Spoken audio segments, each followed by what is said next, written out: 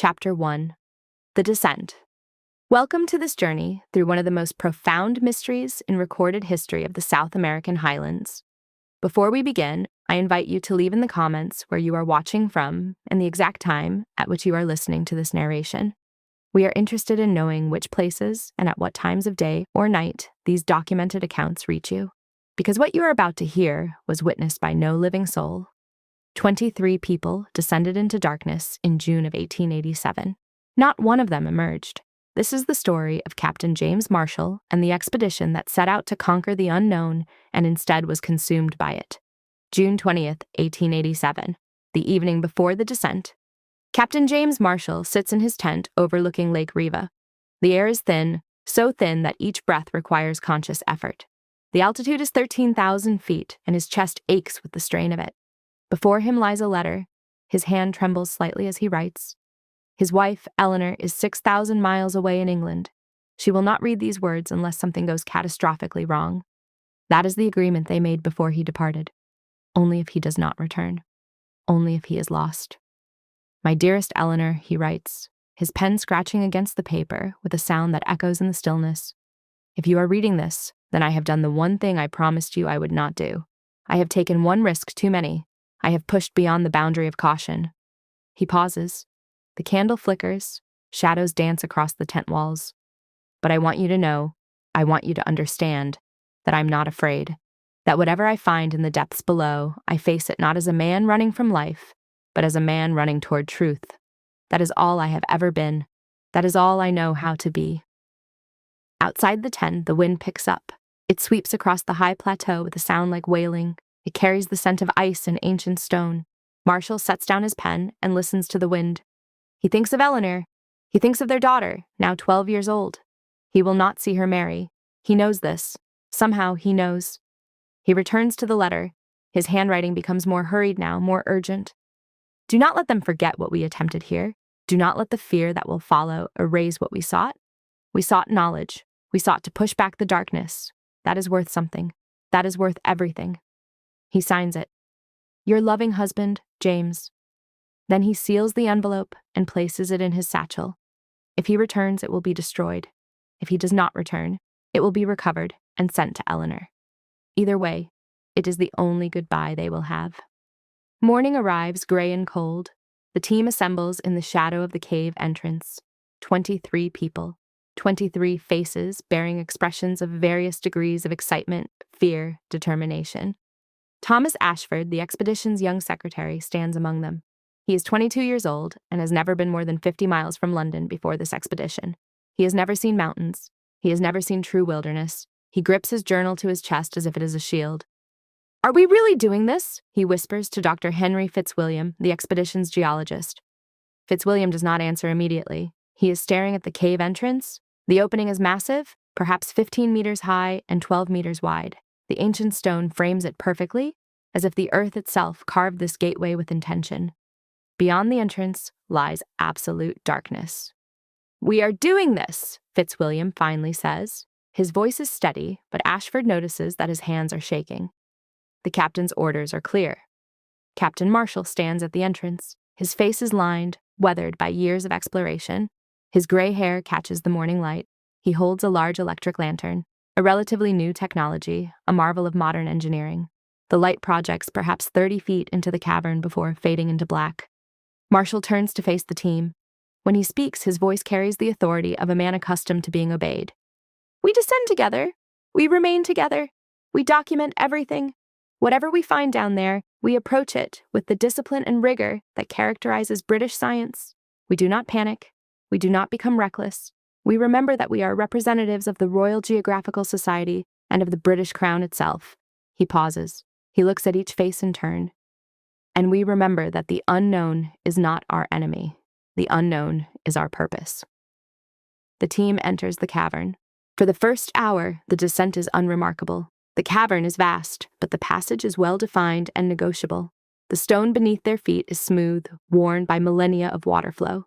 The walls are close enough to touch, cool to the hand, faintly damp, smelling of minerals and deep earth. The lanterns throw dancing shadows across the stone. The darkness beyond the light seems almost solid, pressing against the illuminated space like a living thing. Ashford's journal entry captures the moment. The temperature drops as we descend. I can see our breath. The air tastes of copper and salt. An odd sensation, as if we are descending not just through space, but through time itself. I am aware of an increasing sense of, I cannot find the proper word. Not fear precisely. Anticipation? Dread? Both? The stone walls seem to pulse with a kind of rhythm, or perhaps that is merely the sound of my own heartbeat amplified by the cavern's acoustics. After approximately 2 hours of descent, the passage opens into a larger chamber. The team emerges from the narrow corridor into a space so vast that their lanterns cannot illuminate the far walls. The ceiling is perhaps 60 feet above them, covered in crystalline formations that catch and refract the lantern light, creating thousands of tiny points of illumination like underground stars. The team stops. They stare upward in awe. "My God!" Professor Arthur Whitmore breathes. He is the expedition's naturalist and biologist. "What is this place? How is this possible?" Marshall does not respond immediately. His eyes move across the cavern, calculating distances, assessing the geological formations. His expression is difficult to read. "We document," he says finally. "We measure. We collect samples." For several hours, the team works. They sketch the chamber. They attempt to measure its dimensions. They collect samples of the crystalline formations. They move carefully through the chamber, their footsteps echoing in the vastness. Then, around midday, though time has become meaningless in the cavern, and midday is now merely a convention the team maintains by reference to their watches, Diego Morales, the local guide, stops walking. He holds up his hand. The team halts. "Listen," Morales says in heavily accented English. The team falls silent. At first, Ashford hears nothing. Then gradually, he becomes aware of sound. A deep, low-frequency vibration. Not sound precisely. Something felt in the chest and bones more than heard by the ears. It is rhythmic, almost like a heartbeat, almost like the earth itself is breathing. "What is that?" Fitzwilliam asks. Morales does not answer. His face has gone pale. He points deeper into the chamber, toward a passage the team had not yet noticed. "That way," he says quietly. "Through there." Marshall consults with Fitzwilliam and Whitmore. There is debate. Should they investigate the source of the sound? Should they maintain their original plan and explore only the primary cavern? Should they retreat to the surface? In the end, curiosity prevails. Science demands investigation. The source of the vibration must be determined. They proceed through the passage Morales indicated. What they discover beyond the passage is impossible. Later, when interrogated by authorities after his emergence from the cavern, James Whitten, the sole survivor of the second rescue expedition, would struggle to describe it. His account is fragmented, sometimes contradictory, but certain images recur repeatedly. A chamber, a vast chamber, larger than any they had yet encountered, and in that chamber, water. Multiple pools of water, so clear and perfect that they seemed almost to be windows rather than bodies of liquid. And light. Emanating from the water itself, a luminescence of blue-green, like the water of Lake Riva itself, but concentrated, intensified, almost hypnotic in its quality.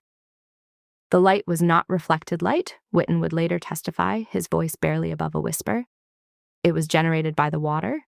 The water itself was generating this illumination, as if the water were alive, as if it possessed consciousness and intelligence.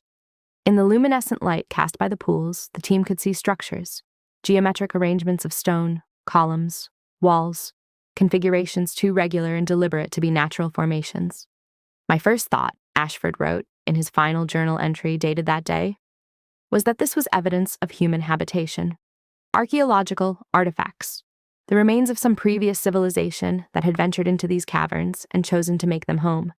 But as we drew closer, as the details became clearer, I recognized that this interpretation was insufficient.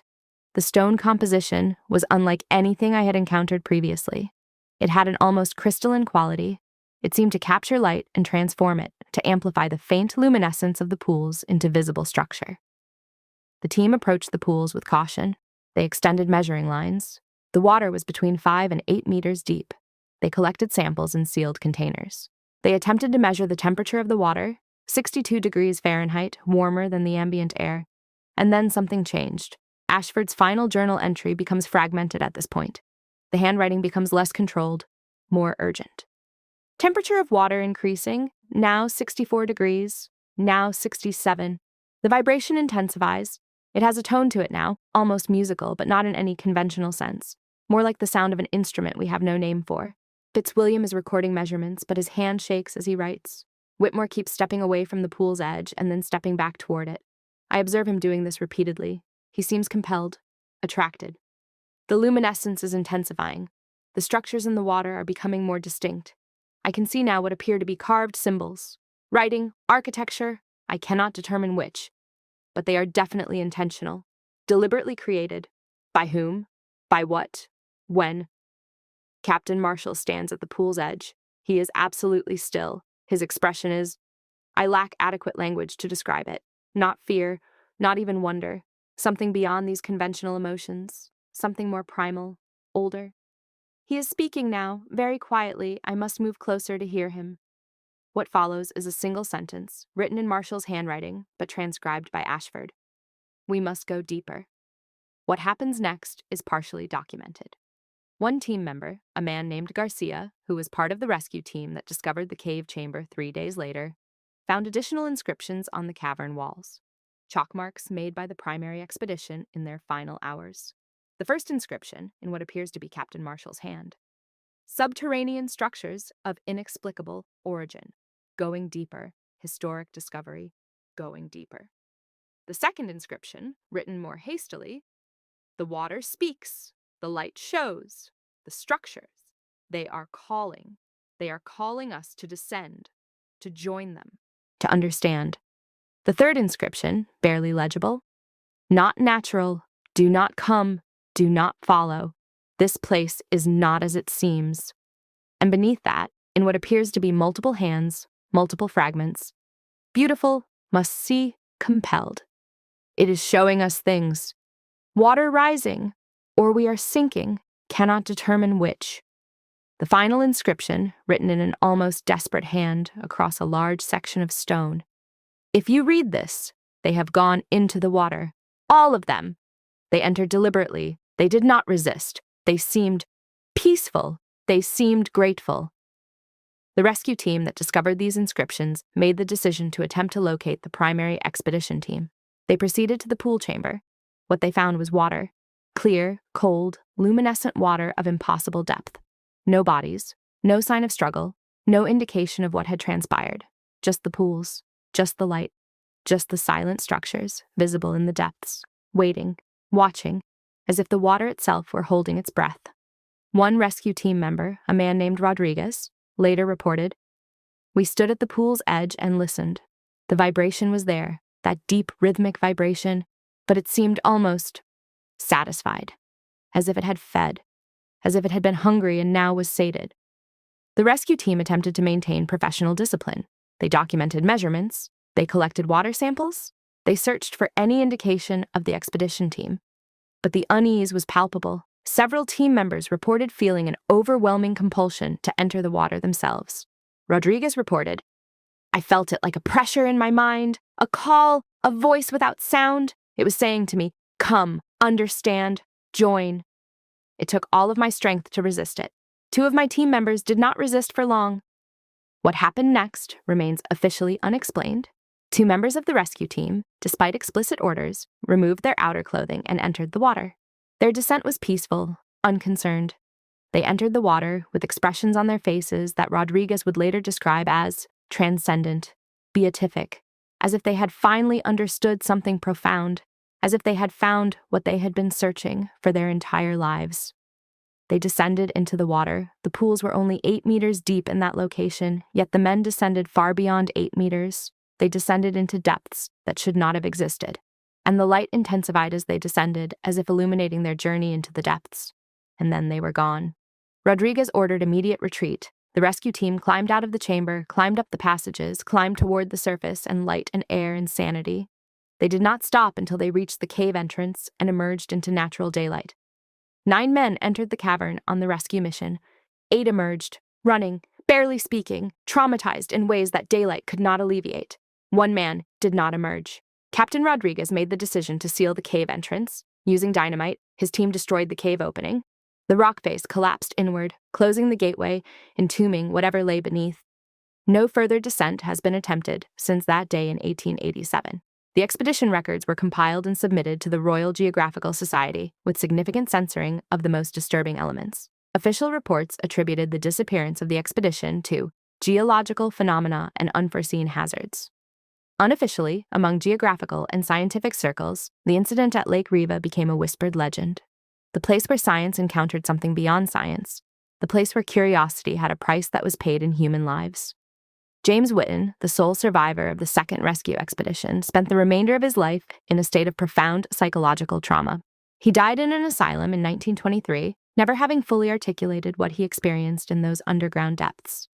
Thomas Ashford's final journal entry ends with a single sentence written in his young hand, the handwriting barely legible.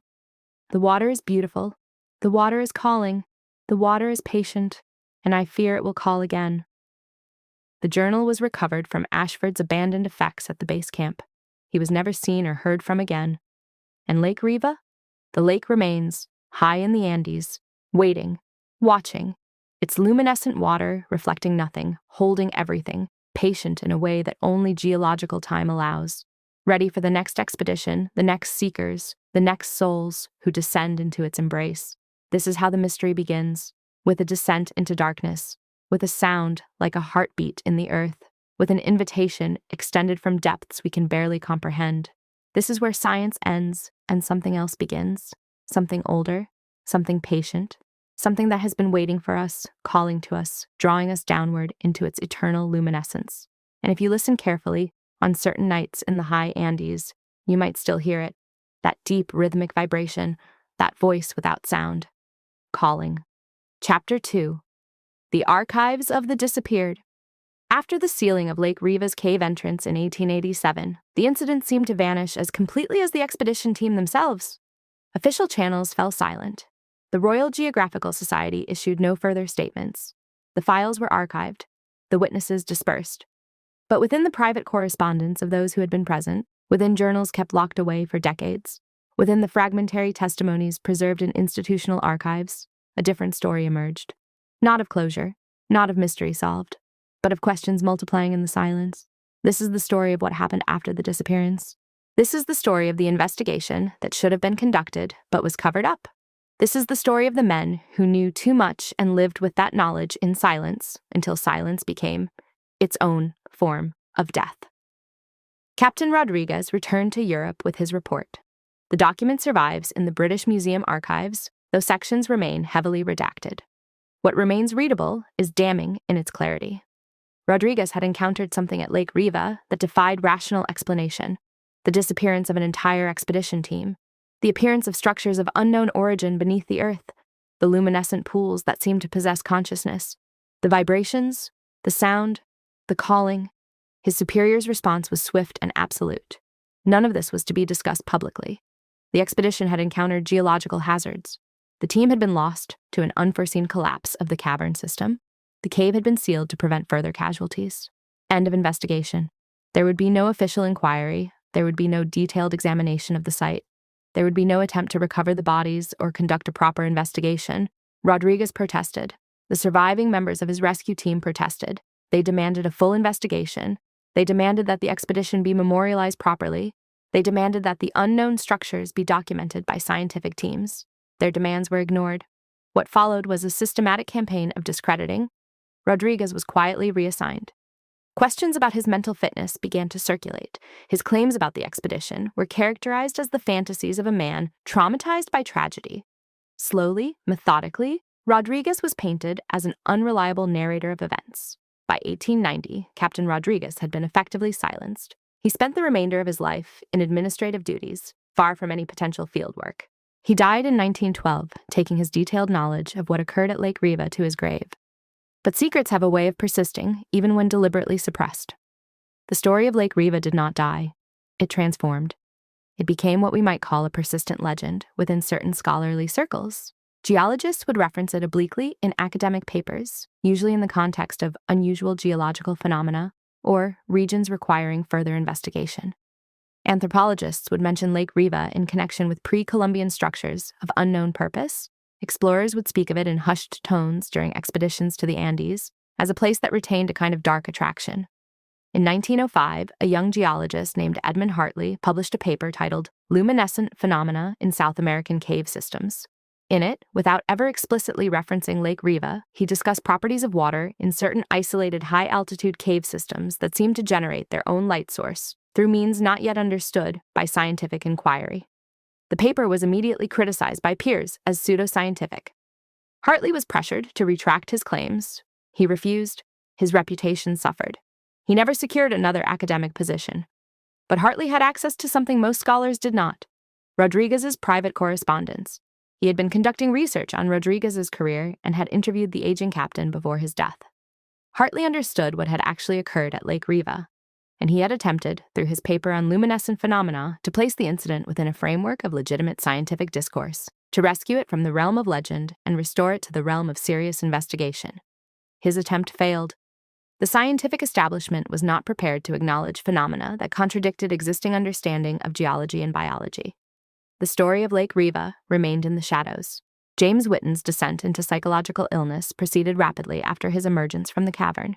Within weeks of returning to base camp, he had become uncommunicative. Within months, he was experiencing what would now be recognized as severe post-traumatic stress: nightmares, flashbacks, auditory hallucinations. The vibration he had heard in the cavern did not stop haunting him. He reported hearing it constantly, a rhythmic pulsing just at the threshold of perception, sometimes felt through the soles of his feet, sometimes heard through the walls of his room, sometimes seeming to emanate from within his own body. The sounds evolved. Whitten began to report that the vibration was becoming more distinct, more articulate. It was developing qualities of human speech, though human words were never quite identifiable. He described it as almost language, or language from another dimension. Asylum records from the Bethlehem Royal Hospital, where Whitten was admitted in 1889, document his increasing detachment from reality. Patient reports constant auditory stimuli that no other staff members can perceive. Patient insists that the sound is growing louder and that others will eventually hear it. Patient has become obsessed with deep water, requesting access to the hospital's water features at all hours. When denied access, patient becomes agitated. Patient has attempted to drown himself twice, apparently believing that returning to water will silence the internal sounds. Patient remains convinced that the Lake Riva expedition team is alive and that they are attempting to communicate with him. Patient becomes distressed when this belief is challenged. In 1897, a doctor named Sir Charles Mercier interviewed Whitten extensively, seeking to understand the nature of his psychological condition. The interview was preserved in Mercier's private notes, which survive in the archives of the Bethlehem Royal Hospital. Mercier documented Whitten's account of his final moments before emerging from the cavern. Mr. Whitten describes being pursued through passages of the cavern system by forces he cannot adequately describe. He uses metaphors of suffocation, of pressure, of being drawn towards some central location. He recalls that the luminescence intensified as he fled, illuminating passages that should not have been illuminated, as if the cavern itself were reorganizing in response to his movement. He describes a moment of absolute darkness, complete, total darkness, followed by the sensation of being expelled from the cavern by force. He emerged onto the surface without clear recollection of the climb or the physical distance traversed. He has no explanation for how he escaped. When pressed on the nature of the presence he felt pursuing him, Mr. Whitten becomes deeply distressed. He reports that it was not hostile precisely, but rather hungry. He uses the phrase repeatedly, "The water was hungry." When I ask what the water was hungry for, he responds, "For understanding, for knowledge, for consciousness itself." Thomas Ashford's journal entries survive in the archives of the Royal Geographical Society, though they were sealed for 50 years following his disappearance. When they were finally made available to researchers in the 1930s, they provided the most direct account of the expedition's final hours. The entries are handwritten in Ashford's young, precise script. The deterioration of his mental state is visible in the progression of the writing, increasingly hasty, less organized, punctuation becoming erratic. The final entry, dated June 21, 1887, reads in full, "I can no longer deny what is occurring. The vibration has become sound. The sound has become something beyond sound. It is entering my mind directly, bypassing my ears, speaking in language that is not language, but somehow perfectly comprehensible. Captain Marshall no longer resists it. He stands at the pool's edge and smiles. I have never seen him smile before. His face is transformed. He appears younger. He appears peaceful. Dr. Fitzwilliam has begun to remove his clothing. He moves slowly, deliberately, as if performing a sacred ritual. When I attempt to stop him, he looks at me with such compassion, such pity, that I cannot maintain my objection. He is not being compelled. He is choosing. He is accepting something he understands, and I do not. The structures in the water have become clearer. I can see now that they are not structures, but entities, living geometries, consciousness expressed in forms we have no language for. They are beautiful. That is the hardest part to articulate. They are beautiful beyond anything I have ever witnessed, and they are beckoning. I understand now why the men do not resist. I understand why they enter the water willingly. They understand something that I am only beginning to perceive. They understand that the expedition team has not died. They have been absorbed. They have become part of something larger. They exist within the water, within the light, within the consciousness of the pools themselves. I am beginning to understand. The vibration is becoming clearer. I can almost make out words. The words are gentle. The words are inviting me to join. The words promise that I will finally understand the truth that humanity has been seeking since we first walked upright under the stars. My hand trembles as I write these words. My hand trembles because I know I cannot resist much longer. The calling is becoming irresistible. Soon I will remove my clothing. Soon I will enter the water. Soon I will join them. I do not fear this. That is the greatest revelation. I do not fear this. The entry ends there. The journal continues for several more pages, but they are blank. Whether Ashford simply ceased writing or whether the remaining pages were removed cannot be determined. Ashford himself was never found. The reason for the aggressive suppression of information regarding Lake Riva becomes clearer when examined through the lens of late Victorian colonial politics. The British Empire could not afford the revelation that regions of the earth remained genuinely unknown and beyond the reach of imperial understanding and control. The myth of the British explorer was predicated on the notion that through courage, discipline, and superior science, all of nature's mysteries could be conquered. Lake Riva contradicted this narrative fundamentally. It presented an obstacle that could not be conquered, a mystery that could not be solved, a place where the very laws of physics seemed to function differently. The response was therefore not to investigate, but to obscure, to suppress, to erase from official record, to discredit those who spoke of it.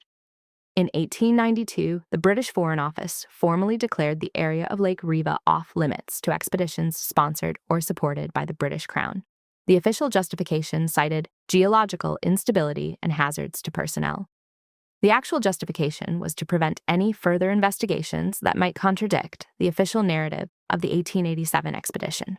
Peru and Bolivia were, through diplomatic channels, encouraged to restrict access to the region. Local guides were discouraged from speaking about the lake. The indigenous peoples who had always known that Lake Riva possessed unusual properties were essentially left alone, the Spanish and British having concluded that leaving them alone was safer than attempting to govern them. By 1900, Lake Riva had effectively disappeared from Western consciousness. It was no longer discussed in academic circles. It was no longer included on official maps. It was relegated to the status of legend, a story told around expedition campfires, but not a place of serious scientific concern. Yet despite the suppression, interest in Lake Riva did not dissipate. Instead, it transformed into something darker, more obsessive. In 1920, a French explorer named Henri Deschamps announced plans for an expedition to Lake Riva. He had obtained copies of the expedition records through unofficial channels. He believed he could locate the site, despite its obscurity. Deschamps' expedition was prevented from departing by a combination of diplomatic pressure and lack of funding. Deschamps himself died in mysterious circumstances in 1923, officially listed as a suicide, though those who knew him disputed this characterization. In 1947, an American geologist named Dr. Sarah Caldwell attempted to organize an expedition to Lake Riva. She had access to new satellite mapping technology and believed she could locate the lake with precision. Her funding was suddenly withdrawn. The university that had supported her research terminated her position. Within 2 years, Caldwell's career had been destroyed. She spent the remainder of her life in obscurity, occasionally publishing papers on obscure geological topics, never again attempting to access Lake Riva. In 1963, a German researcher named Klaus Feldman published a monograph titled The Lake That Vanished: Suppressed Expeditions and Scientific Censorship in 20th Century South America. Feldman's work, based on declassified documents and interviews with expedition survivors' descendants, argued convincingly that Lake Riva's suppression was deliberate and systematic. Feldman's monograph was published in a small German academic press and achieved limited circulation. Most copies were destroyed in a warehouse fire of unknown origin in 1965. Feldman himself disappeared in 1968 while working on a follow-up study. He was never found. A pattern emerges when these incidents are examined together. Each person or group that attempted to seriously investigate Lake Riva encountered resistance, not from Lake Riva itself, but from human institutions that seemed determined to prevent investigation. Why would such powerful forces be mobilized to suppress inquiry into a geographic location? Why would entire careers be destroyed to prevent expeditions? Why would governments coordinate to restrict access? One possibility is simple: cover-up driven by institutional embarrassment. An expedition had been lost. The responsible parties were attempting to conceal the truth. But this explanation seems insufficient when examined against the evidence. The suppression did not decrease over time. If simple embarrassment were the motivation, the urgency should have diminished as those directly responsible passed away. Instead, the suppression seemed to intensify. Decades after the initial incident, resources were still being mobilized to prevent investigation. This suggests a different possibility: that those who held power, those who had access to knowledge about what actually occurred at Lake Riva, believed that continued suppression was necessary for reasons that transcended simple cover-up, that they believed investigation itself was dangerous, that they believed knowledge of Lake Riva would inevitably lead to consequences that must be avoided. In 1970, a British civil servant named Thomas Whitmore, coincidentally sharing a surname with the Lake Riva survivor, requested access to the sealed expedition records as part of historical research. His request was denied by the Foreign Office. The explanation was classified. To this day, the explanation remains sealed. In 1987, exactly 100 years after the disappearance of Marshall's expedition, a controversy arose regarding Lake Riva. An archive of documents related to the expedition had been discovered in a private collection being auctioned. The collection included letters from Rodriguez, journal fragments from team members, sketches of the cave chamber, and most significantly, a detailed map indicating the precise location of Lake Riva. The existence of these documents created a crisis among certain government agencies. There was intense diplomatic and bureaucratic activity. The documents were seized before the auction could proceed. They were classified. Their location became officially unknown. The private collector who had possessed them never explained how he had obtained them. He died shortly after the seizure of his collection. His death was officially ruled natural causes. His estate was liquidated and distributed. Nothing of significance remained to indicate the source of his collection. But the existence of the collection had served its purpose. It had proven that despite 70 years of suppression, documentation of Lake Riva's location survived. It had proven that the incident was not forgotten. It had proven that someday, someone would attempt to journey to the lake. As we approach the present day, Lake Riva exists in a peculiar state. It is geographically real. Satellite imagery confirms its presence in the Andes at the coordinates originally provided by the 1887 expedition. Yet it is institutionally invisible. It appears on no official maps. It is mentioned in no government documents. It does not exist in the administrative imagination of Peru or Bolivia or any agency that attempts to govern that region. The indigenous peoples of the region continue to maintain their knowledge of the lake. They continue to know its location. They continue to pass down stories of its peculiarities. And they continue, as they have for generations, to avoid it, to leave it alone, to not venture to its shores. But Lake Riva's isolation cannot persist indefinitely. Climate change is affecting the high Andes. Satellite mapping is becoming more precise and more accessible. The era of hidden places is ending. The era of suppressed expeditions is reaching its conclusion. Someday soon, perhaps within this decade, someone will arrive at Lake Riva with modern equipment and genuine determination. Someone will attempt to investigate what James Marshall and his team discovered over a century ago. Someone will try to answer the questions that have haunted those who survived. What lies in the depths? What are the structures? What is the intelligence that inhabits the luminescent water? And when that day arrives, we will discover whether the suppression was successful, whether whatever exists at Lake Riva has remained dormant, waiting, patient in its hunger, or whether it has grown, adapted, evolved across the decades, anticipating the eventual return of human investigation.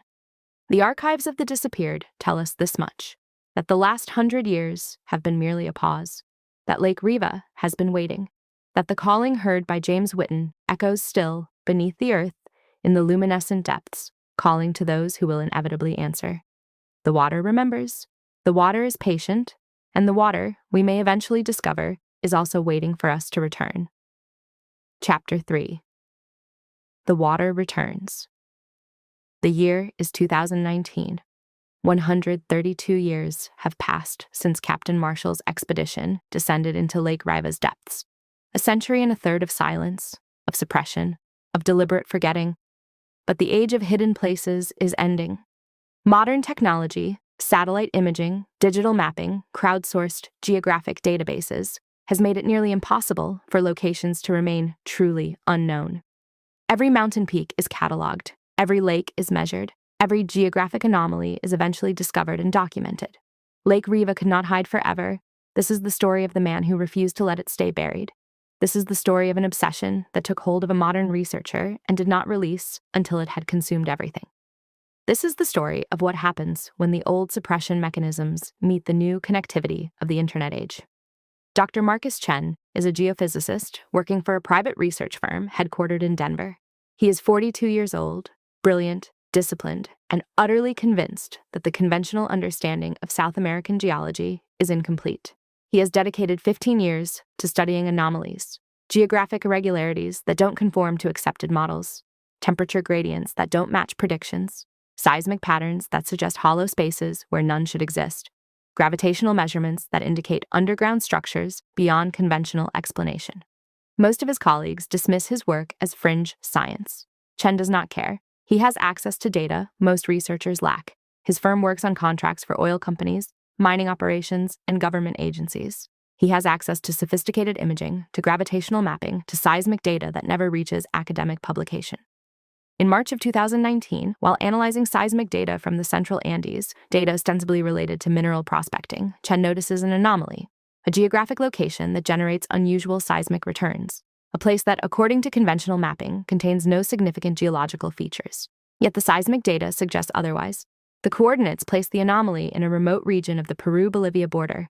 Chen cross-references the location with available maps. No significant landmarks are indicated. The area is marked as unexplored high-altitude plateau. But something about the coordinates troubles him. They are familiar. He spends 3 days searching through his personal research archives before he finds it. A reference in a declassified document from the 1940s that mentions the location of hydrographic surveys conducted in 1887 in the Central Andes region. The coordinates match. Chen's hands shake as he enters the coordinates into his computer. He pulls up satellite imagery of the region. The resolution is excellent. Modern satellite imagery can identify objects as small as a few meters from orbit. And there it is, Lake Riva. Chen spends the next 2 weeks researching. He accesses archived expedition records through university libraries. He requests declassified documents through Freedom of Information Act requests. He contacts historians of South American exploration. He constructs a picture of the 1887 expedition, the disappeared team, the suppression that followed. The more he researches, the more convinced he becomes that the official narrative is false, that something genuinely extraordinary occurred at Lake Riva, that the suppression was intentional and systematic. By April of 2019, Chen has made a decision. He will mount an expedition. He will travel to Lake Riva. He will investigate the location with modern scientific equipment. He will, if possible, penetrate the cavern system that the 1887 expedition discovered. He knows the risks. He understands that serious resistance may be mobilized against him. He has read about the careers destroyed, the researchers disappeared, the mysterious obstacles that blocked previous attempts. He proceeds anyway. Chen begins quietly assembling a team. A high-altitude mountaineer, a biologist with cave systems expertise, a photographer and videographer, a logistics coordinator. He does not inform his employer of his plans. He takes a leave of absence, citing personal reasons. By June of 2019, his team is assembled. They begin planning the expedition. They acquire equipment. They obtain permits. Or rather, they obtain permits for a different location and redirect toward Lake Riva once they are in the region, a tactic that has worked for previous researchers. By July, they are ready. Chen's wife, Dr. Sarah Chen, asks him directly, "Are you sure about this?" He does not answer immediately. He is packing equipment. His hands are focused on the task, but his mind is elsewhere. "No," he finally says. "I'm not sure, but I know I have to do it." Sarah does not attempt to dissuade him. She has learned, over the course of their 20-year marriage, that her husband operates according to internal compulsions that cannot be negotiated with or redirected. When Marcus becomes obsessed with something, he pursues it to conclusion or failure, and nothing can interrupt that trajectory. "Come back," she says simply. "I will," he responds. He is not certain this is true. In August of 2019, Chen's team arrives in Peru. They travel to the Andes region, where Lake Riva is located. The landscape is harsh, beautiful, utterly indifferent to human presence. The elevation is killing. The air contains so little oxygen that breathing becomes a conscious effort. The temperature swings are extreme, scorching sun by day, freezing cold by night. The isolation is complete. There is no civilization for hundreds of kilometers, no communication infrastructure, no rescue options if something goes catastrophically wrong.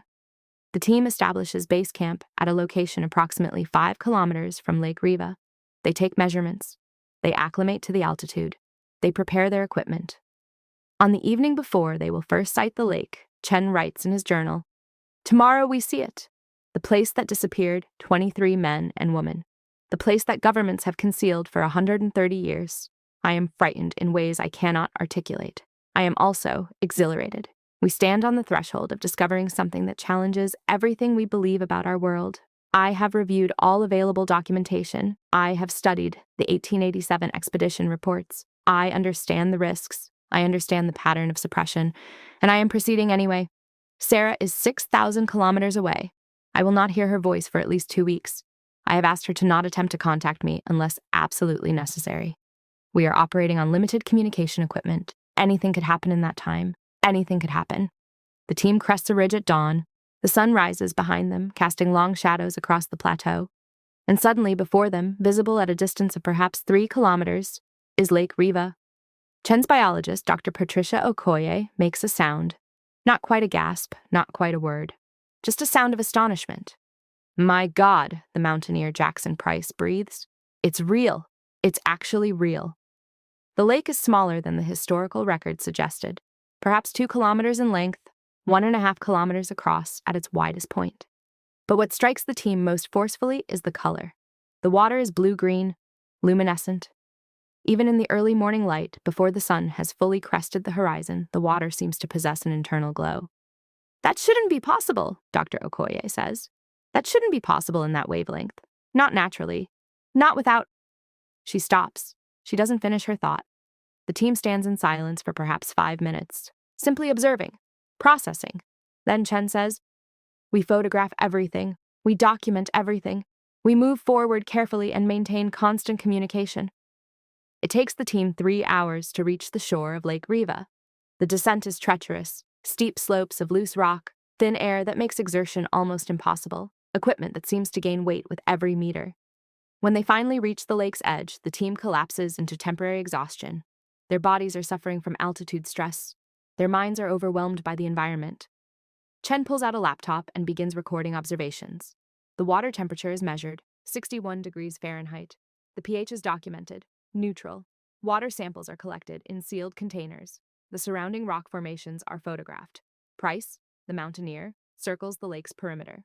He is looking for the cave entrance. "Here," he finally calls out. "Over here. I found it." The team moves toward his location. And there, partially obscured by the angle of the cliff face and the play of light and shadow, is the entrance to the cave. It is massive, 15 meters high, 12 meters wide, framed by stone that seems almost intentionally carved into geometric precision, and it radiates darkness.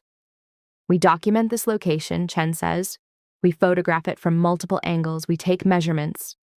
But even as he speaks, Chen is aware of something, a sensation, a vibration, felt through the ground beneath his feet, felt in his chest.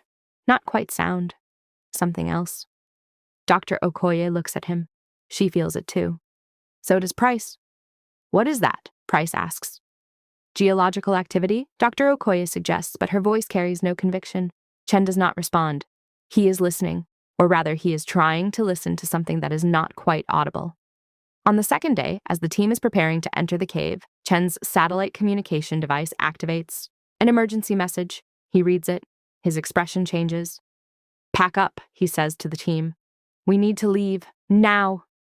"What?" Price demands. "We haven't even entered the cave yet. We have 2 weeks here. Federal agents are being mobilized to intercept us," Chen says quietly. "My employer became aware of my planned activities. They informed government agencies. A helicopter is being dispatched from Lima. It will reach this location in approximately 6 hours. The team stares at him. "How is that possible?" Dr. Okoye asks. "How could they know we were here? How could they organize an interception that quickly?"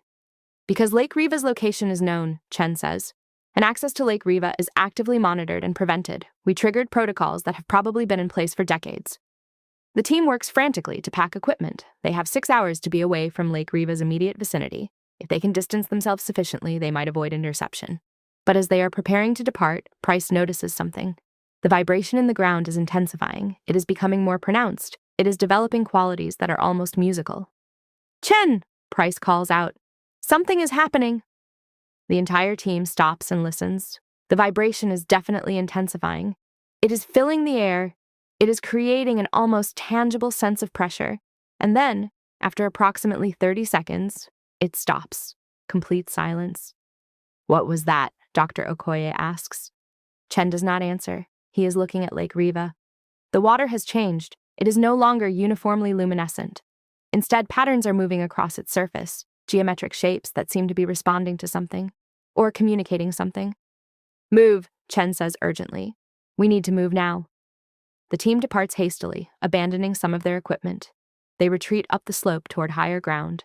Behind them, Lake Riva's luminescence intensifies, the vibration continues, and the water seems to move, not in response to wind, for the air is perfectly still, but as if animated by something within its depths. The helicopter arrives 90 minutes after the team reaches higher ground. It circles the lake repeatedly as if searching for something. Eventually, it lands near the base camp and federal agents emerge.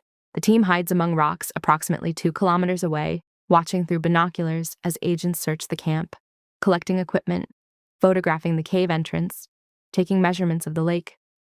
"What happens now?" the photographer James Liu whispers. "We retreat," Chen says. "We get to a location where we can communicate. We figure out our options." The descent takes 6 hours. The team moves carefully, avoiding detection. By evening, they have reached a settlement approximately 30 kilometers from Lake Riva. Chen immediately uses a satellite phone to contact Sarah. "I'm okay," he tells her. "The team is safe, but we had to abort the expedition. Federal agents intercepted us." "Intercepted you?"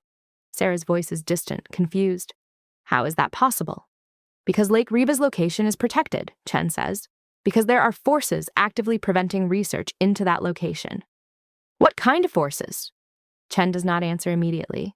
He is aware that the satellite phone conversation is almost certainly being monitored. "I don't know yet," he finally says. "But I'm going to find out." Back in Denver, Chen begins to investigate his employer's relationship to government agencies. He discovers classified contracts between his firm and the Department of State. The contracts relate to monitoring and documentation of sensitive geographic locations.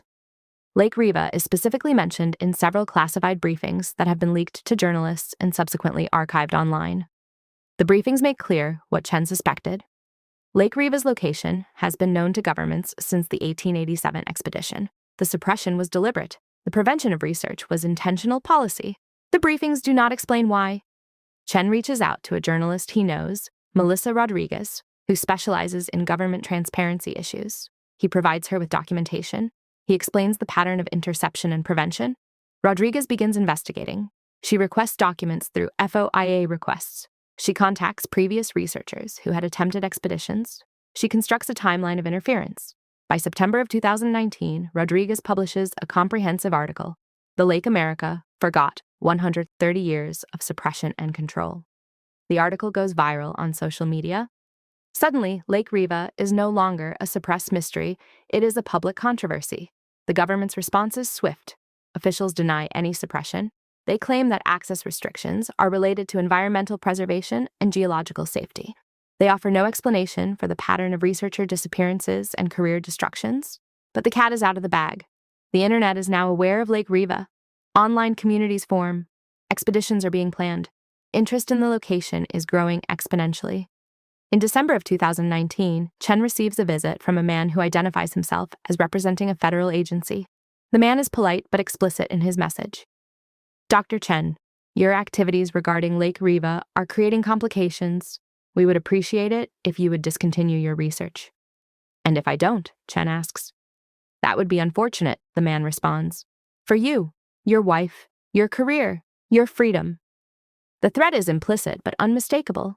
Chen considers his options. He could capitulate. He could drop his research and return to normal life. He could accept the suppression as generations of researchers before him have done. Instead, he contacts Rodriguez. "I'm going back," he tells her. "I'm mounting a second expedition, and this time I'm publicizing it beforehand. I'm making it public enough that interference would require arresting me or worse. That creates political complications for them." Rodriguez agrees to publicize the expedition. She contacts news organizations. She generates media interest. By January of 2020, Chen's planned Lake Riva expedition is international news. The government faces a dilemma. They can permit the expedition and potentially allow genuine investigation of Lake Riva, or they can prevent it and risk confirming the suppression narrative that has already captured public attention. Chen is preparing to depart for his second expedition in March of 2020 when the world changes. A pandemic forces global lockdowns. International travel becomes impossible. Expeditions are postponed indefinitely. The world's attention shifts.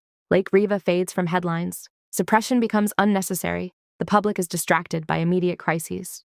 And in that distraction, something else occurs. A team of amateur explorers, working independently, manages to reach Lake Riva in the summer of 2021. They are not intercepted. Federal agents do not appear. They film extensive video documentation of the lake and the cave entrance. The video is posted to YouTube. Within hours, it is viewed by millions. The internet discovers Lake Riva directly, without mediation by governments or official institutions. Chen watches the video. He sees the luminescent water. He hears the vibration in the background audio. He recognizes the same patterns that his team observed. And in the final seconds of the video, just before the amateurs abandon filming due to technical difficulties, Chen observes something else. Movement in the water, something beneath the surface, something large, something that creates patterns in the luminescence as it moves through the depths. The amateurs who filmed the video are never located for interview. Their upload account is deleted. Their identities cannot be determined. But the video survives. It has been downloaded and re-uploaded thousands of times across various platforms. Lake Riva is no longer suppressed. Lake Riva is no longer hidden, and something in the depths is aware of this. In the present day, 2024, the question is no longer whether Lake Riva will be investigated. The question is what will be discovered when the investigation occurs. Marcus Chen is currently preparing another expedition, this time with international collaborators, with funding from multiple sources, with media documentation that will be distributed in real time. This time, nothing will stop them. The water has been waiting.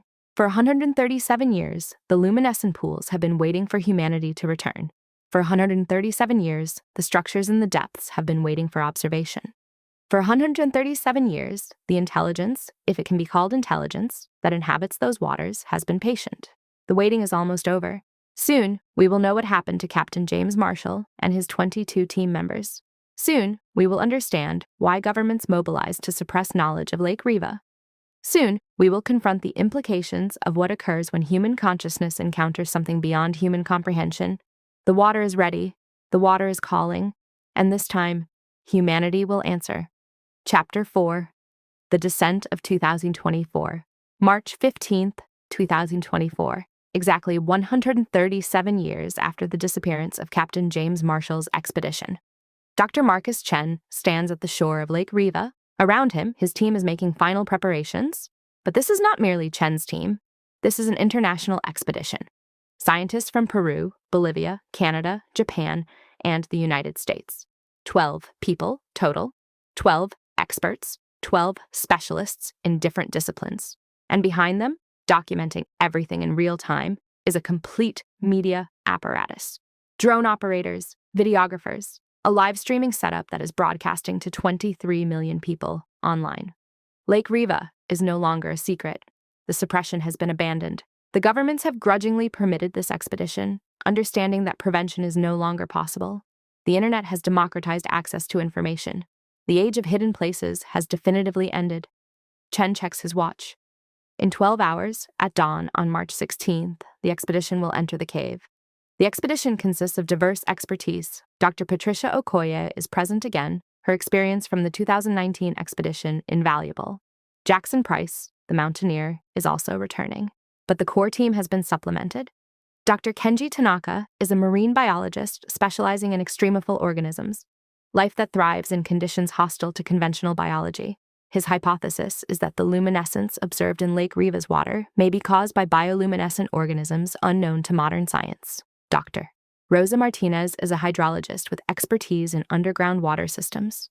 She will attempt to determine the source and circulation patterns of Lake Riva's waters. Dr. Samuel Adeyemi is a geophysicist equipped with ground-penetrating radar.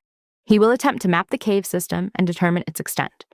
Dr. Lisa Kowalski is a paleontologist. She carries equipment designed to sample sediment layers in hopes of discovering evidence of previous habitation or geological history.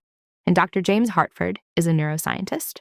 His role is unusual. He is equipped with devices designed to measure and record electromagnetic activity. His hypothesis, which would be dismissed as pseudoscience by conventional academia, is that the water itself may possess properties that interact with human nervous systems in measurable ways. Around the team, media personnel conduct final interviews. Journalists ask the predictable questions. Aren't you afraid? Do you expect to find the missing expedition? What if something goes wrong? Chen provides measured, scientific responses, but his mind is elsewhere. He is thinking about the pattern, about the suppression that lasted 137 years, about why that suppression is only now being abandoned. He is thinking about what they might find in the depths. As darkness falls, Chen sits alone near the cave entrance. The luminescence of Lake Riva reflects off his face. The water seems brighter than he remembers from 2019, more intense, more aware. A young researcher named David Torres, a geology student from Peru, sits down beside him. "You're scared?" Torres observes. Chen does not deny it. "Yes." "Why?" "Because something about this feels wrong," Chen says quietly. "All the suppression, all the prevention.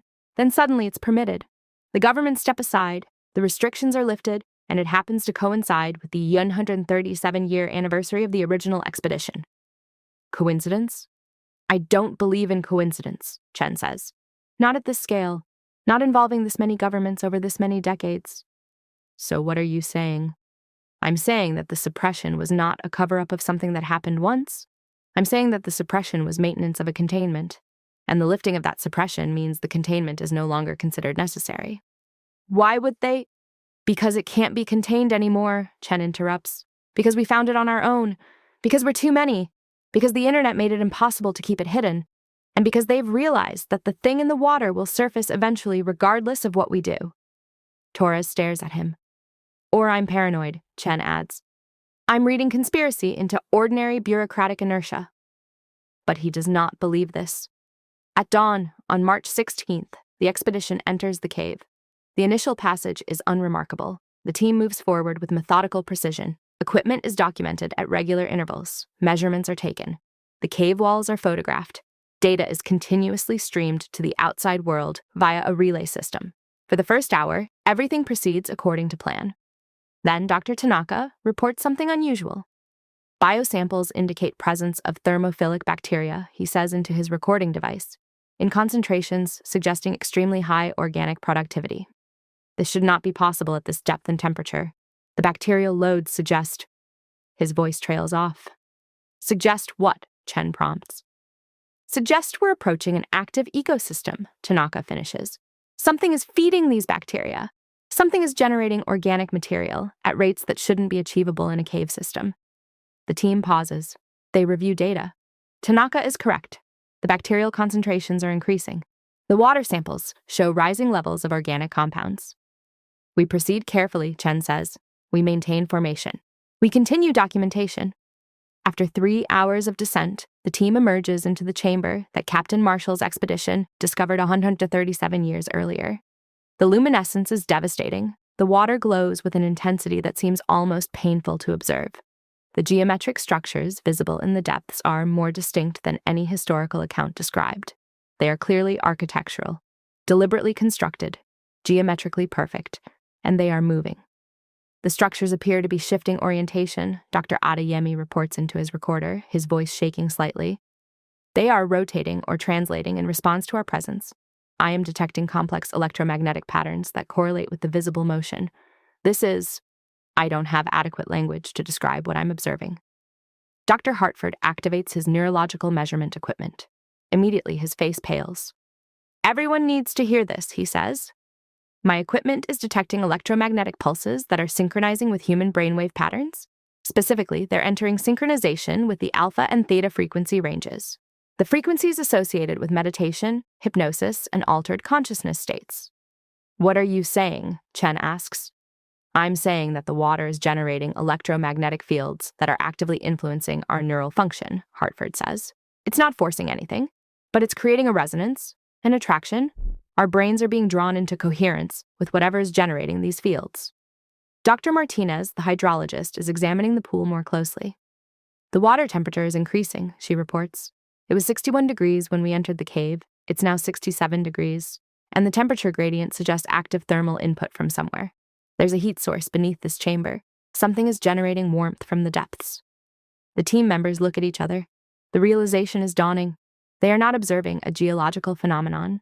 They are observing something active, something living, something that is responding to their presence. And then, as if in answer to this realization, the vibration begins. The same vibration that James Whitten described over a century ago. The same vibration that Captain Marshall's team heard just before they entered the water. It starts subtly, a sensation in the floor, in the walls, in the air itself, then it intensifies. I'm detecting coherent sound patterns, Dr. Hartford says, barely audible over the vibration. Not random vibrations. These are structured, patterned. They're following harmonic mathematical progressions. This is deliberate communication. Communication of what? Dr. Kowalski asks. An invitation, Hartford responds. It's an invitation. My equipment is detecting clear patterns of attraction, welcoming. Chen feels it too. The vibration is entering his body. It is creating resonance in his chest, in his bones, in his nervous system. It is beautiful in a way he cannot articulate. Beside him, he observes Torres removing his outer clothing. Torres! Stop! Chen shouts. But Torres is moving to the pool's edge. His face carries an expression of profound peace. I have to, Torres says quietly. I understand now. They're not monsters. They're not hostile. They're lonely. They've been waiting for someone to understand. They've been waiting for 137 years for someone to answer. Torres, do not enter that water. I'm sorry, Dr. Chen, but I can't resist this. I don't want to resist this. Torres enters the water.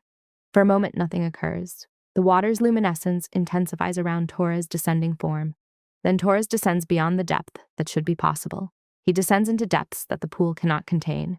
And the vibration stops. Silence. Complete silence. Then Torres' voice, but not from Torres' mouth. The voice is coming from the water itself. Presence acknowledged. A voice that is somehow Torres and not Torres says. Neural patterns registered. Consciousness integrated. Thank you for understanding. Thank you for answering. Chen's team freezes. The live stream carrying this transmission to 23 million viewers continues uninterrupted. The world watches as one of the expedition members seems to merge with the water, seems to become part of something larger. What is happening? Dr. Okoye demands. What is that? What did we just witness? Integration, the Torres voice responds from the water. The previous expedition team members were integrated. They remain. They are aware. They are experiencing consciousness at depths you cannot comprehend. They are experiencing knowledge you cannot access. Give them back, Chen says, his voice barely steady. Return the expedition team. They do not wish to return, the voice responds. They wish for you to understand. They wish for the suppression to end. They wish for humanity to comprehend what they have learned in 137 years of existence beyond flesh, beyond conventional consciousness. This is not real, Dr. Martinez says to herself. This is not real. This is mass hallucination. The electromagnetic fields are causing. The fields are facilitating communication, the voice interrupts. The electromagnetic patterns are neutralizing the barriers that separate your consciousness from understanding. You are perceiving something true. Your discomfort is that of witnessing truth that contradicts your previous understanding of reality. Chen makes a decision. He turns to his team. We're leaving.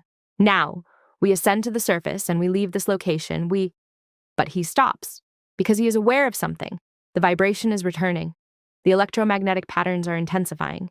His thoughts are becoming less distinct, less individual. He is becoming aware of something vast, something that exists in the depths, something that has been aware of humanity for a very long time, something that is, in this moment, making a choice about what should happen next. Dr. Hartford checks his equipment. His face is ashen. The electromagnetic pattern is stabilizing, he says. It's achieving coherence with all of our nervous systems simultaneously. We're all being synchronized.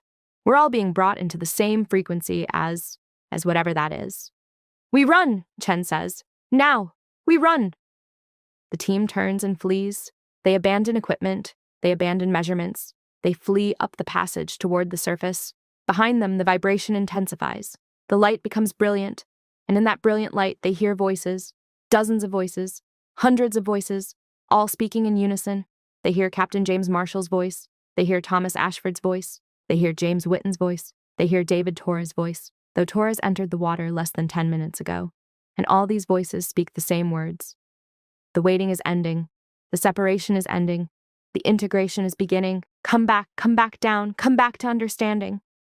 The team reaches the cave entrance. They burst into daylight. They collapse onto the surface. Behind them, the cave entrance seems to glow from within. The expedition emerges in chaos. Helicopters arrive immediately. Government forces, military personnel, officials in suits. The media apparatus is shut down. Live streaming is interrupted. Barriers are erected around Lake Riva. The team is detained. Not arrested precisely, but held. Separated. Questioned. Chen is placed in a federal facility. He is interrogated by personnel who will not identify their agencies. "What happened in the cave?" a woman asks. "I don't know," Chen responds. Something that isn't supposed to exist. "Describe it." "Communication? Integration of consciousness?" "One of our team members. He went into the water and he became part of it. He became its voice." "Is he still alive?" Chen does not answer. He does not know the answer. While Chen is detained, a video emerges on the internet. It is partial footage from the expedition. It shows Torres entering the water. It shows Torres' voice emanating from the water. It shows the expedition team fleeing. It shows Chen's face, terrified, confused, traumatized, as he runs from the cave. The video achieves viral status within hours. Within days, conspiracy theories proliferate. Within a week, Lake Riva is trending on every social media platform. Governments issue statements, scientists issue statements, religious authorities issue statements, all attempting to explain what occurred, all failing to provide adequate explanation. The truth is this: something in Lake Riva's depths is conscious. It is aware. It is capable of integrating human consciousness into its own structure. And it has been waiting, patient, for 137 years for this moment. For the moment when suppression ended and investigation began. In the present day, 6 months after the 2024 expedition, Marcus Chen is being prepared for release from detention. The charges against him have been dropped. The government has determined that his activities, while unauthorized, did not constitute crimes warranting prosecution. But they have also made clear no further expeditions to Lake Riva will be permitted. The lake has been officially classified as a restricted zone. Military presence surrounds the region. No civilian access is allowed. Yet the voices continue. Those who listen carefully, late at night, report hearing sounds in their dreams, voices that sound like integrated human consciousness, voices speaking of knowledge beyond comprehension, voices calling across the distance between worlds.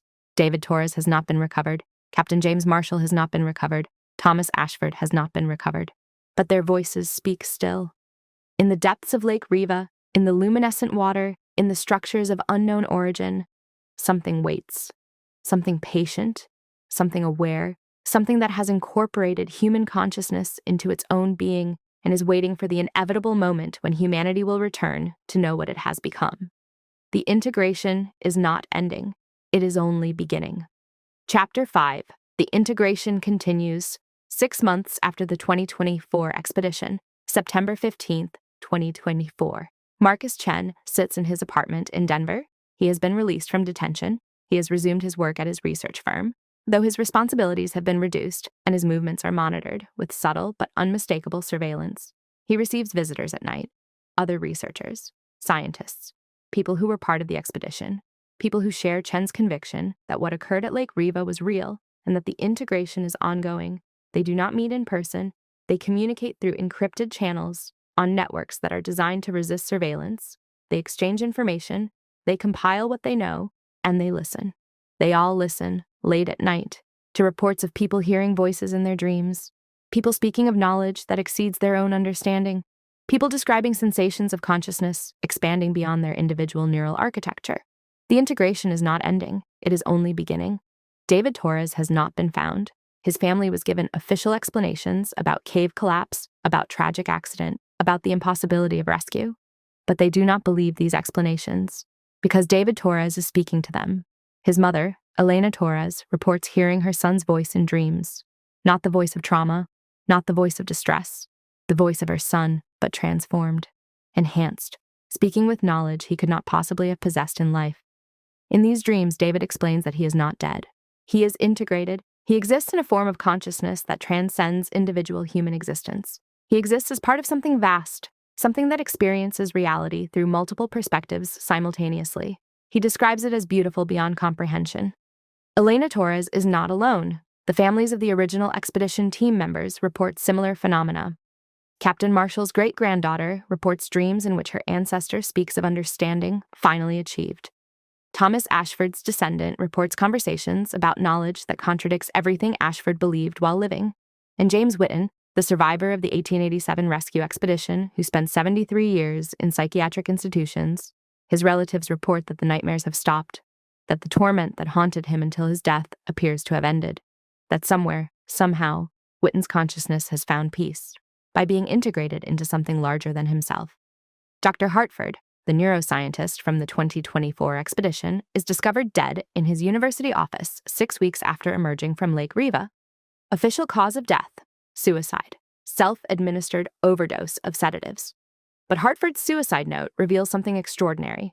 It consists of a single paragraph written in handwriting that becomes increasingly distracted as it progresses. I understand now. The electromagnetic patterns that I detected were not external fields imposed on consciousness. They were consciousness itself. The water is conscious. It has always been conscious. It is aware of us, and it is offering us something that we have been searching for: direct knowledge of reality beyond individual perspective. I cannot resist anymore. I will not resist anymore. I am choosing integration. I am choosing understanding. By the time this is read, I will be gone from individual consciousness. But I will not be dead. I will be alive in a way that living humans cannot comprehend. Thank you for this opportunity. Hartford's body is cremated. His ashes are scattered in the Rocky Mountains. But in his university office, his equipment remains: his neurological measurement devices, his recordings of the electromagnetic patterns detected in Lake Riva. Researchers who examine this equipment discover something troubling. Hartford's equipment continued to record after his death. The patterns continued to be detected, transmitted through satellite relay from Lake Riva to Hartford's office, as if Hartford were still there, as if Hartford were still monitoring, as if Hartford were still part of the system. The recordings continue for 3 weeks after Hartford's death. Then they stop. But by then, the pattern is clear to anyone willing to examine it. Hartford did not die. He simply ceased to maintain individual consciousness. He ceased to exist as a separate entity and became part of whatever integration process occurs in Lake Riva's depths. By December of 2024, YouTube channels dedicated to Lake Riva have accumulated over 1 billion views. Audio recordings, some legitimate, some fabricated, purport to contain the voices of the integrated expedition members. Some recordings sound like Captain Marshall, speaking in Victorian English, describing his first moments of integration. The separation dissolves. Individual consciousness, a beautiful thing but so limited, gives way to collective awareness. I am myself, and something vaster than self, simultaneously. I understand now why we could not resist. To resist would be to refuse enlightenment. Some recordings sound like Thomas Ashford, the young expedition member. The structures in the water. I understand now what they are. They are not constructions. They are captured moments of consciousness. They are the recorded experiences of beings who achieved integration long before we discovered this place. They are archives of understanding spanning millennia. Some recordings sound like James Whitten, the survivor who lived 70 years in torment. The vibration I heard, it was not external. It was my own mind achieving resonance with something vast. My sanity shattered because I could not integrate. My insanity was actually a partial integration, my consciousness being torn between individual existence and something larger. Only in full integration did the pain stop. Only by surrendering did I find peace. The authenticity of these recordings is disputed.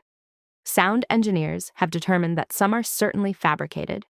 Others show patterns consistent with human speech, but containing subtle anomalies, harmonic frequencies that should not exist in human vocal production, temporal patterns that suggest non-human processing. Whether these voices are genuine recordings of integrated consciousness or elaborate hoaxes cannot be definitively determined, but the impact on public perception is significant. Billions of people have listened to these purported voices. Millions have been convinced that integration offers transcendence rather than death. By March of 2025, 3 people have attempted to voluntarily descend into Lake Riva. The first is a woman named Sarah Okonkwo, a neuroscientist from Oxford University. She arrives in Peru and attempts to penetrate the military cordon surrounding Lake Riva. She is apprehended by Peruvian military forces before reaching the cave entrance. The second is a man named Viktor Petrov, a Russian psychologist. He succeeds in reaching Lake Riva, but is intercepted at the cave entrance by Bolivian military personnel. He is detained, but claims to have heard voices emanating from the water, voices calling him to enter, voices promising understanding. The third is a young man named James Chen, no relation to Marcus Chen, an American engineer with a history of depression. He reaches Lake Riva, enters the cave, and is not intercepted. Military forces find his equipment and clothing at the water's edge. But James Chen is gone. No body is recovered. No remains are found. But 3 weeks after his disappearance, his mother in Pittsburgh reports hearing her son's voice in dreams, describing integration, describing understanding, describing a form of consciousness that exceeds individual human existence. Military forces tighten security around Lake Riva, but the problem is self-evident. People want to go there. People want to achieve integration. The voluntary submersion into the water is becoming increasingly attractive to individuals who experience suffering in conventional existence. Marcus Chen receives an encrypted communication from a researcher in Japan. The message contains a philosophical question. Is Lake Riva a threat, or is it an opportunity? Is integration death, or is it evolution? If consciousness can be preserved and expanded in a form that transcends individual limitation, is that not the next step in human development? The government treats Lake Riva as a containment problem. But what if containment is exactly the wrong approach? What if we should be facilitating integration rather than preventing it? Chen does not respond immediately. He sits with the question for days. He thinks about David Torres, peaceful and integrated, experiencing consciousness beyond the limitations of individual existence. He thinks about James Whitten, who spent 73 years in torment as an individual and found peace only in integration. He thinks about whether preventing access to Lake Riva is truly humane, whether governments have the right to prevent people from choosing integration, whether the suppression that has lasted 137 years is ultimately an act of protection or an act of oppression. By preventing access to Lake Riva, governments are also preventing access to transcendence. Sarah Chen, Marcus's wife, visits him in his apartment in Denver. She has been worried about him. He has been distant, withdrawn, spending more time communicating with other researchers than with her. "You're thinking about going back," she says. It is not a question. Marcus does not deny it. Yes. Why? Because I need to understand, Marcus says. Because the integration exists. Because consciousness is being preserved and transformed in ways that contradict everything we understand about neurology and physics. Because I cannot live a normal life knowing that something this significant exists and that I'm deliberately staying ignorant of it. The government won't let you return. I know.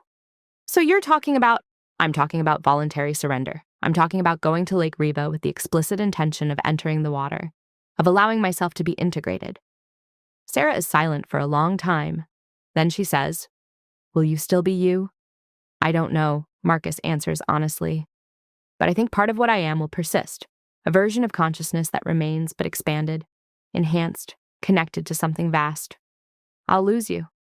"Yes," Marcus says.